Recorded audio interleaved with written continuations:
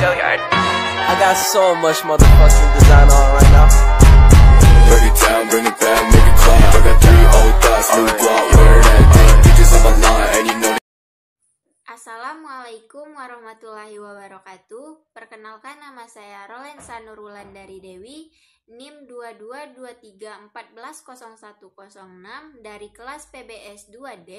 Di sini saya akan menjelaskan sedikit sejarah tentang peradaban dan pemikiran ekonomi Islam pada masa Khulafaur Rasyidin. Yuk kita simak videonya.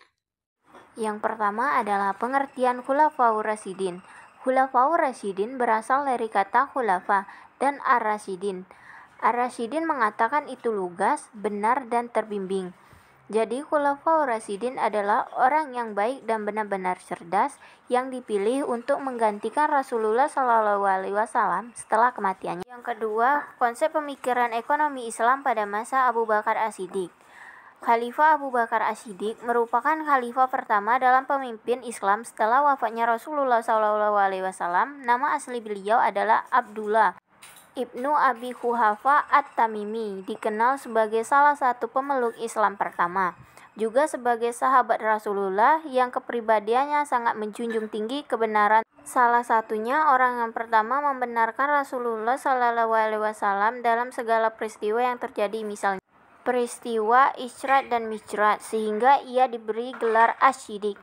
Kebijakan-kebijakan ekonomi pada masa Abu Bakar. Yang pertama, menegakkan hukum dan menerangi mereka yang tidak mau bayar zakat. Yang kedua, tidak menjadikan ahli badar sebagai pejabat negara. Yang ketiga, tidak mengistimewakan ahli badar dalam pembagian kekayaan negara. Yang keempat, mengelola barang tambang yang terdiri atas emas, perak, perunggu, besi, dan baja sebagai sumber pendapatan negara. Dan yang terakhir atau yang kelima, menetapkan gaji pegawai berdasarkan karakteristik daerah kekuasaan masing-masing. Pemikiran ekonomi Islam pada masa Ali bin Abi Thalib. Selama kebijakan ekonomi pemerintahan Ali, ia mengenakan pajak sebesar 4.000 dirham pada pemilik hutan dan mengizinkan Gubernur Kufah Ibnu Abbas untuk mengenakan zakat pada sayuran segar yang digunakan sebagai bumbu masakan selama kepemimpinan Ali. Prinsip pemeraturan uang rakyat sesuai dengan kemampuan mereka dalam kaitannya dengan masalah ekonomi utama bagi negara pemerintahan ini.